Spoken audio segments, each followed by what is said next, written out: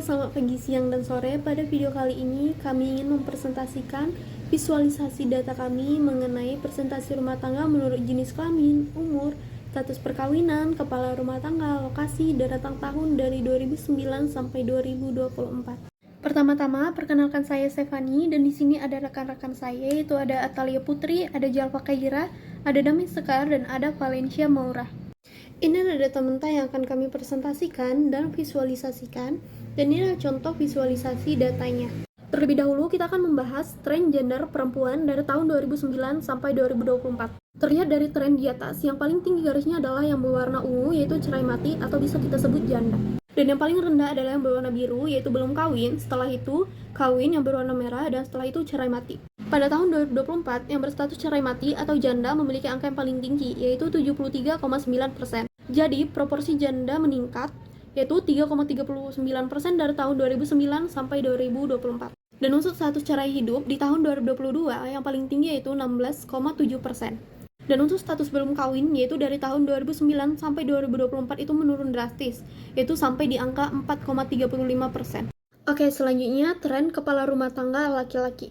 Dari tren di atas, yang paling tinggi garisnya itu adalah status kawin yang berwarna merah. Status kawin pada tahun 2024 itu meningkat. Dominasi status kawin sangat stabil di kisaran 92% sampai 95%. Namun, proporsi duda itu meningkat dari 2,56% ke 2,85%. Dan cerai hidup meningkat di tahun 2021, yaitu sekitar 1,55%. Jadi kesimpulan antara tren gender di atas, yaitu perbandingan antara laki-laki dan perempuan, adalah bahwa perempuan lebih banyak menjadi kepala rumah tangga pada saat kondisi cerai mati atau janda. Namun laki-laki lebih dominan sebagai kepala rumah tangga dalam kondisi yang masih menikah, dengan tingkat kestabilan yang tinggi. Fakta lainnya adalah perempuan yang berstatus janda lebih banyak daripada laki-laki yang berstatus duda. Ini menunjukkan bahwa perempuan cenderung memiliki umur yang panjang dibanding laki-laki. Setelah tadi membahas mengenai tren gender laki-laki dan perempuan, kali ini kita akan membedah dari tahun ke tahun, dimulai dari tahun 2009 dulu.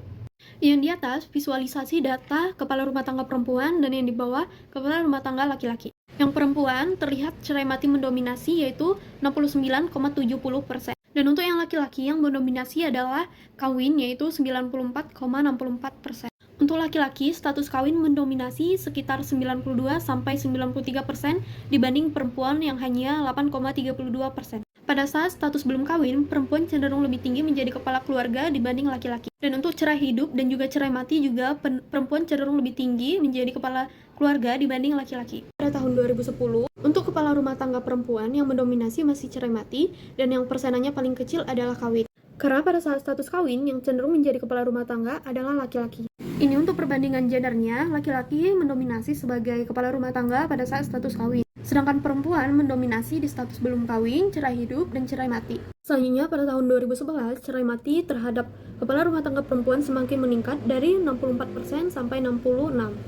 Untuk status perkawinan juga meningkat dari 93% sampai 94%.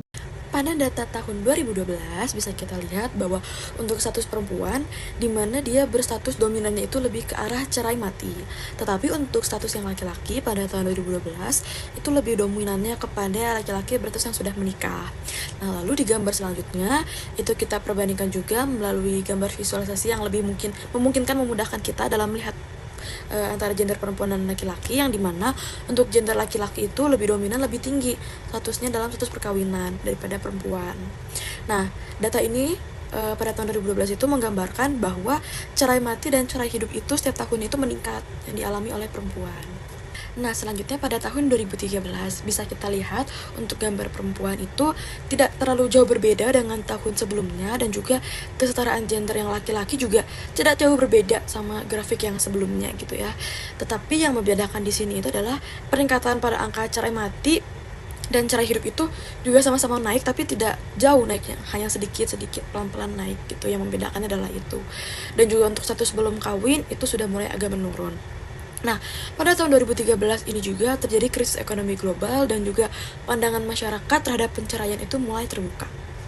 Untuk di tahun 2014 ini, kawin stabil tinggi, cerai hidup terus naik tipis, cerai mati meningkat karena faktor usia penduduk. Jadi tahun peralihan ekonomi relatif stabil, namun perubahan sosial mulai terasa. Banyak keluarga usia menengah menghadapi tekanan pekerja dan ekonomi. Selanjutnya yaitu di tahun 2015, tren kawin tetap dominan, cerai hidup naik sedikit, belum kawin menurun cukup tajam. Perubahan pola kerja dan migrasi memengaruhi dinamika keluarga. Sini kita memasuki tahun 2016 yang dimana cerai hidup sedikit meningkat dibanding tahun sebelumnya dan cerai mati tetap mendominasi perempuan. Laki-laki menikah masih mendominasi sebagai kepala keluarga. Jadi kita bisa simpulkan bahwa tahun 2016 ini menunjukkan pola yang konsisten, di mana sebagian besar kepala keluarga laki-laki berstatus kawin, sedangkan kepala keluarga perempuan yang masih berstatus cerai mati, itu mencerminkan masih tingginya ketergantungan perempuan menjadi kepala rumah tangga setelah kehilangan pasangannya. Visualisasi data tahun 2017 yang dimana presentasi cerai hidup perempuan tetap tinggi, laki-laki kawin tetap mendominasi sebagai kepala keluarga, dan cerai mati sedikit menurun dibanding tahun sebelumnya. Perempuan lebih sering menjadi kepala keluarga karena cerai mati, sedangkan laki-laki masih dominan dalam status kawin, mencerminkan peran tradisional keluarga yang masih kuat. 2018, kita bisa lihat di sini bahwa status kawin pada laki-laki tetap mendominasi, lalu cerai hidup perempuan sedikit menurun dibanding tahun 2017. Yang terakhir, cerai mati masih menjadi penyebab utama perempuan menjadi kepala keluarga. Bisa kita simpulkan juga tahun 2018 menunjukkan tren yang relatif stabil sebagai kepala keluarga laki-laki masih berstatus kawin, sedangkan perempuan lebih banyak menjadi kepala keluarga karena cerai mati, menandakan belum adanya perubahan signifikan dalam pola tanggung jawab rumah tangga antara laki-laki dan perempuan. Oke, memasuki tahun 2019, di mana status kawin didominasikan oleh laki-laki dibanding perempuan, status cerai mati didominasi perempuan dibanding laki-laki. Lalu kita bisa lihat bahwa cerai hidup itu didominasi lebih banyak perempuan dibandingkan laki-laki yang presentasinya lebih sedikit gitu. Secara singkat, grafik ini menunjukkan bahwa kepala keluarga laki-laki didominasi oleh status kawin, sedangkan kepala keluarga perempuan didominasi oleh status cerai mati menjadi janda. Data tahun 2020 ini menunjukkan perbandingan status perkawinan antara rumah tangga perempuan dan rumah tangga laki-laki, serta perbandingan gender untuk setiap statusnya, di mana laki-laki itu hampir seluruhnya berstatus kawin, perempuan itu mayoritas berstatus cerai mati, dan diikuti oleh cerai hidup juga, tetapi lebih sedikit. Kemudian, laki-laki itu mendominasi status kawin, perempuan mendominasi status cerai mati sebesar 68,59%, yang berarti lebih banyak dibanding cerai hidup. Kesimpulan dari slide ini, pada tahun 2020 polanya tetap stabil, di mana kepala rumah tangga di tangga laki-laki didominasi status kawin, sedangkan perempuan sebagai kepala keluarga yang didominasi sebagai status cerai mati. Selanjutnya untuk 2021, laki-laki masih dominan berstatus kawin, perempuan lebih banyak menjadi kepala keluarga karena cerai mati. Untuk tren di 2021 ini relatif stabil tanpa perubahan besar pada pola tanggung jawab rumah tangga. 2022, laki-laki masih dominan berstatus kawin, perempuan lebih banyak menjadi kepala keluarga karena cerai mati. Untuk di kondisi 2022 ini menunjukkan tren stabil tanpa perubahan besar dari tahun yang sebelumnya. Di 2023, presentasi laki-laki kawin tetap tertinggi. Cerai mati masih menjadi penyebab utama, perempuan menjadi kepala keluarga, dan tidak ada perubahan yang signifikan pada pola gender keluarga. 2024, status kawin laki-laki tetap mendominasi, jumlah perempuan kepala keluarga karena cerai mati sedikit meningkat, pola peran keluarga masih menunjukkan tren yang sama dengan tahun-tahun yang sebelumnya. Oke, selanjutnya membandingkan antara perkotaan, pedesaan, dan gabungan keduanya. Dari data status belum kawin, yang paling tinggi itu adalah di perkotaan, yaitu nyampe di angka 181,73%. Sedangkan untuk di perdesaan itu cukup rendah, yaitu 46,03%. Gabungan antara keduanya itu sekitar 118,77%. Untuk data status kawin itu yang paling tinggi ternyata di perdesaan itu nyampe di angka 180,21%. Di perkotaan termasuk tinggi juga, yaitu 137,16%. Lanjut ke status cerai hidup, yang dimana tidak ada perbedaan yang signifikan antara perkotaan dan perdesaan, itu angkanya sama-sama mirip, yaitu di perkotaan 233,39% dan di pedesaan yaitu 219,43%.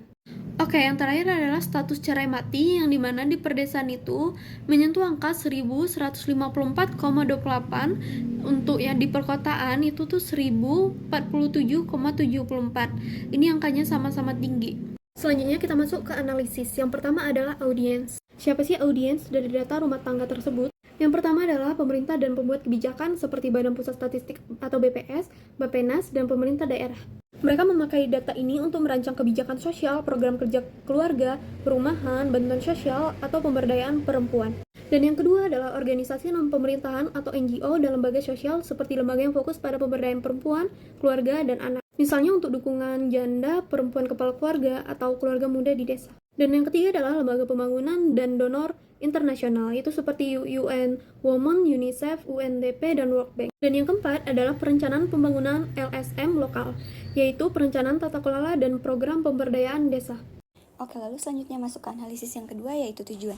Tujuan yang pertama yaitu untuk menyampaikan data visualisasi yang mudah dipahami agar pemangku kebijakan dapat mengambil langkah yang tepat berdasarkan fakta statistik yang akan dimuat. Lalu yang kedua yaitu untuk menganalisis tren status perkawinan rumah tangga yang ada di Indonesia dari tahun 2009 sampai dengan 2024, apakah meningkat ataupun semakin menurun. Lalu selanjutnya yang terakhir yaitu untuk mengidentifikasi perubahan sosial sesuai dengan statusnya. Nah, yang selanjutnya kita akan membahas keputusan strategi. Untuk data yang kali ini, kita mempunyai 4 keputusan strategi. Yang pertama, untuk pemerintah dan DPS. Yang kedua, untuk NGO dan lembaga sosial. Yang ketiga, untuk lembaga sosial saja. Dan yang terakhir, untuk LSM. Nah, strategi yang pertama untuk pemerintahan dan DPS. Jadi, menurut data yang ada, kita dapat membuat kebijakan keluarga ataupun program ketahanan keluarga, serta kita dapat membuat bantuan baik untuk pria dan wanita yang cerai mati ataupun cerai hidup. Untuk strategi yang kedua, yaitu untuk NGO dan lembaga sosial, menurut data yang ada, kita dapat melakukan pemberdayaan ekonomi perempuan ataupun membuat konseling bagi kelompok yang rentan. Nah, menurut data yang ada, kelompok yang rentan itu misalnya bagi perempuan yang cerai mati ataupun cerai hidup, karena kasus ini terus meningkat setiap tahunnya. Selanjutnya, yang ketiga, untuk lembaga sosial. Tidak akan berbeda jauh dengan yang NGO dan lembaga sosial, sama-sama akan memberdayakan konseling untuk kelompok yang rentan. Mungkin kasus yang berbeda ini contohnya adalah seperti banyaknya janda yang terus meningkat setiap tahunnya. Dan yang terakhir, yang keempat, untuk perencanaan pembangunan dan LSM lokal. Dari data yang ada, kita dapat melakukan perencanaan pembangunan sosial jangka panjang dalam konteks urbanisasi, meningkatkan kesejahteraan rumah tangga, dan juga kesetaraan gender. Baik, sekian presentasi kami mengenai visualisasi data rumah tangga. Sekian dan terima kasih.